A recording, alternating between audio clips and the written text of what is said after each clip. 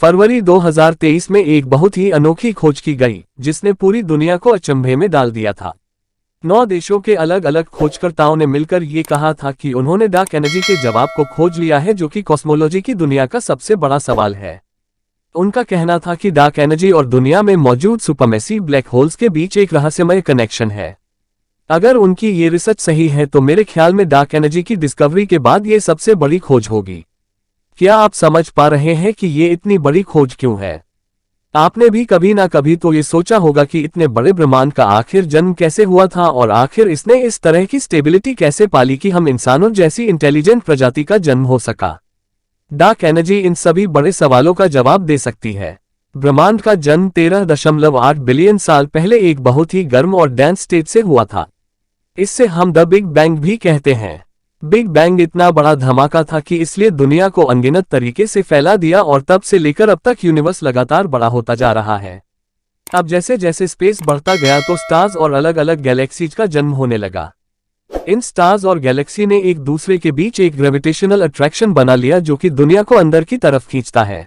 साल 1990 से पहले वैज्ञानिकों का यही मानना था कि इतने सारे ग्रेविटेशनल अट्रैक्शन की वजह से एक ना एक दिन दुनिया का बाहर की तरफ एक्सपेंशन रुक जाएगा। लेकिन उल्टा वैज्ञानिकों को ये पता चला कि हमारी दुनिया और ज्यादा तेजी से फैलती ही जा रही है।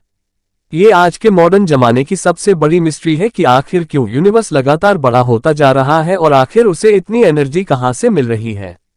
आखिर कौन सी चीज ब्रह्मांड को इस तरह से खींचकर बड़ा कर रही है? इस महत्वपूर्ण सवाल का सबसे बेस्ट जवाब हमारे पास यह है कि एक मिस्टीरियस और अननोन एनर्जी है जो दुनिया में मौजूद है और जो हमें दिखाई नहीं देती। इसे डार्क एनर्जी कहा गया है। डार्क एनर्जी की इनिशियल डिस्कवरी के बाद हमें एक और चौंका देने वाली बात पता चली। वो ये कि आज जिस यूनिवर्स को आप देख रहे हो उसमें केवल 5% ही विजिबल मैटर मौजूद है।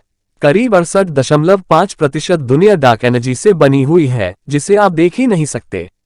डार्क एनर्जी आपके चारों ओर मौजूद है लेकिन आपकी आंखें उसे महसूस ही नहीं कर पा रही है। डार्क एनर्जी इस तरह से काम करती है कि जैसे वो और स्पेस बिल्कुल एक ही है। जैसे जैसे स्पेस का वॉल्यूम बढ़ता जा रहा है वैसे वैसे डार्क एनर्जी भी बढ़ती जा रही है। डार्क एनर्जी से भरी हुई ब्लैक होल्स की ये थ्योरी सिंगुलैरिटी की प्रॉब्लम को भी एक तरह से सॉल्व कर देती है। ऐसा कोई भी नहीं कह सकता कि डार्क एनर्जी और सुपर में से ब्लैक होल्स में कोई रिलेशन नहीं है। अगर ये थ्योरी सही है तो इसका मतलब ये होता है कि ब्लैक होल्स पूरी तरह से डार्क एनर्जी से भरे हुए हैं।